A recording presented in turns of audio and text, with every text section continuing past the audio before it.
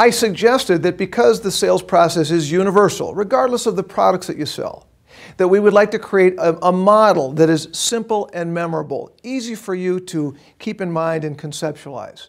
So we've created what we believe is a simple process with a structure in a pyramid that is memorable, that will allow you to gauge where you are in the sales process.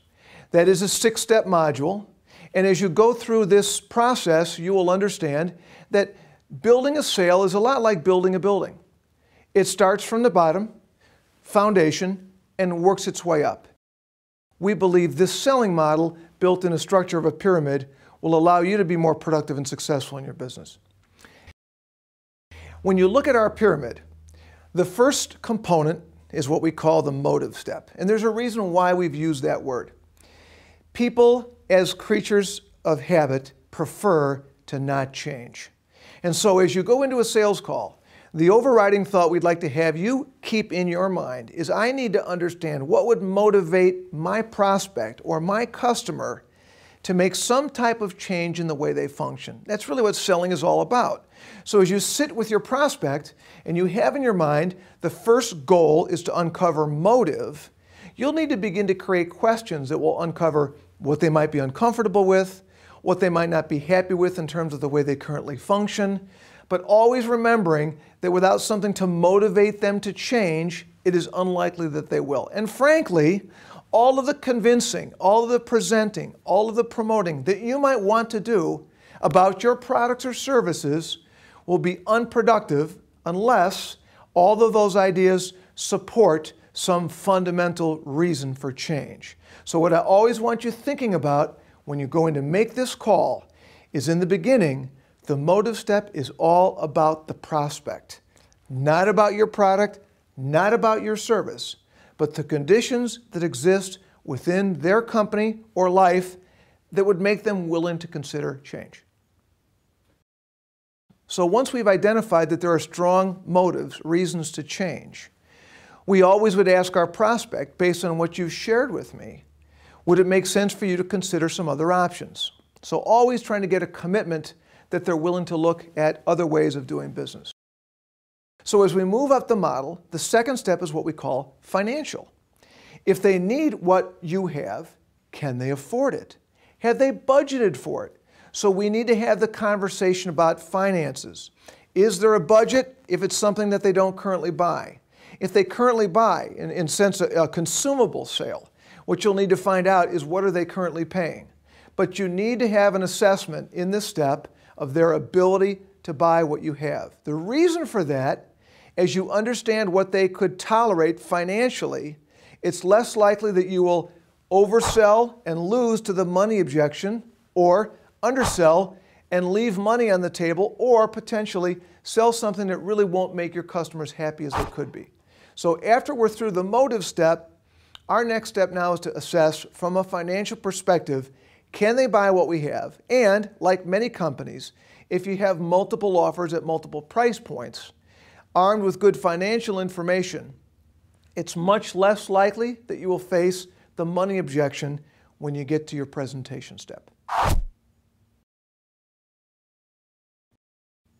We're through the motive step. We've identified strong reasons to make changes. We're through the financial step. We've identified that along with the reasons for change, the prospect in front of us has the financial ability to buy what we have. We're now ready to talk about the decision process. You certainly couldn't talk with someone about making a decision unless there were strong reasons to change, and unless they could afford what you have. And you certainly don't want to make a presentation to someone who is incapable of making a decision, or who hasn't gone through the entire process that they need to be able to make that decision. So in this step, it's not enough that we identify who makes the decision, but probably more importantly, how is it made? We need to uncover all of the events, all of the actions that need to take place to get those people to the point where they would be comfortable making a decision to either buy what you have because it serves their needs, or to be able to say, it's not what I expected, and I don't think we should proceed beyond this point. But this part of our model is critically important to you getting them ready to the point where when you make your presentation, you have a much higher likelihood to close.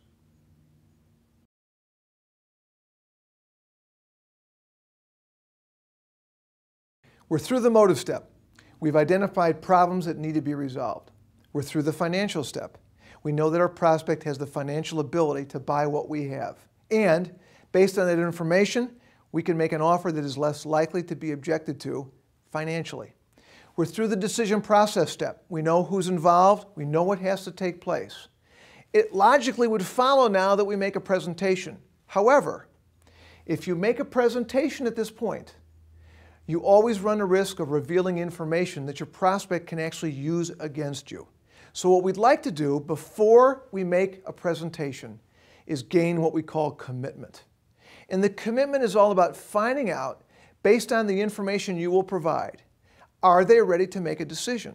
So if you were to make a presentation, do they have everything they need to be able to either say, it's what I expect and I would like to proceed, or it's not what I expected and it doesn't make sense for us to continue.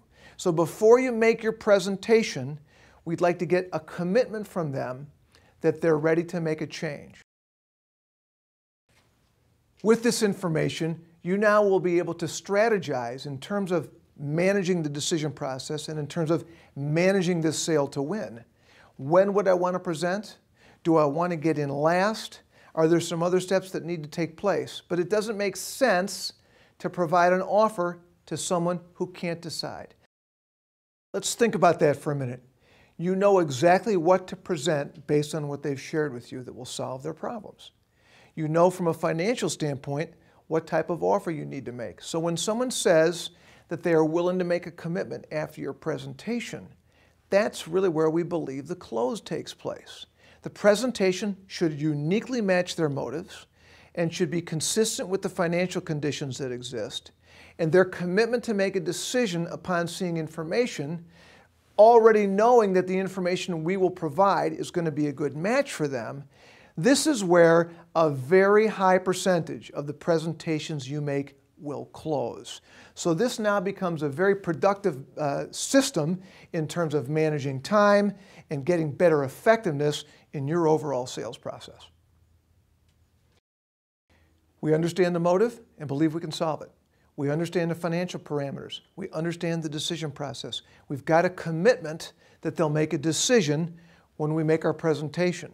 Now comes what we call the information proof stage. And let's talk just a little bit about presentations. Unfortunately, too many salespeople use presentations as interest-generating tools.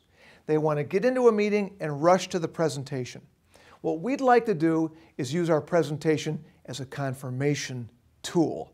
The presentation should confirm through information and proof that we can solve the problems identified in the motive step, consistent with the financial parameters that they've talked about. So really, I want you thinking about that presentation step as a commitment or closing tool. Stop thinking of it as an information generating tool.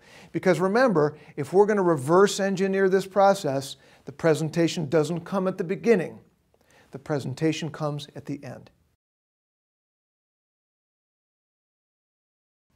The last step of our model, managing expectations, talks about the idea of setting expectations about what has been purchased that are realistic. Don't make the mistake, like a lot of salespeople do, of telling the prospect, now that you're my customer, everything will be perfect, because you know that's usually not the case. If you see or have felt in the past that there's some specific problems that you might need to make them aware of, we think now's the time to do that. Manage and set expectations that are manageable. Be realistic. If there might be some type of problem in introducing this new product to their staff or making the changes that they've made, share with them what those problems might be. People don't get upset when they think there might be a problem. They get upset when they have a problem they didn't think they were going to have. So this step is all about managing their expectations. It will keep you from losing sales through backouts, and through talking about issues that may be challenging for them, you cement the offer you've made and make your prospect a lot more comfortable. As a conclusion, let's think of a couple of key points. Number one, the model is a pyramid.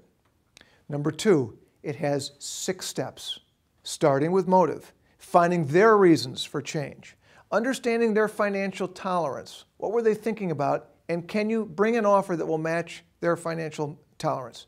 The decision step, the commitment step, the info proof step, and then the manage expectation step. Number 3, very important, one step at a time in order from the bottom up. Building a sale is like building a building, and managing this process will make you more effective. Managing this process consistently and with discipline will dramatically improve the results you'll have as a sales professional.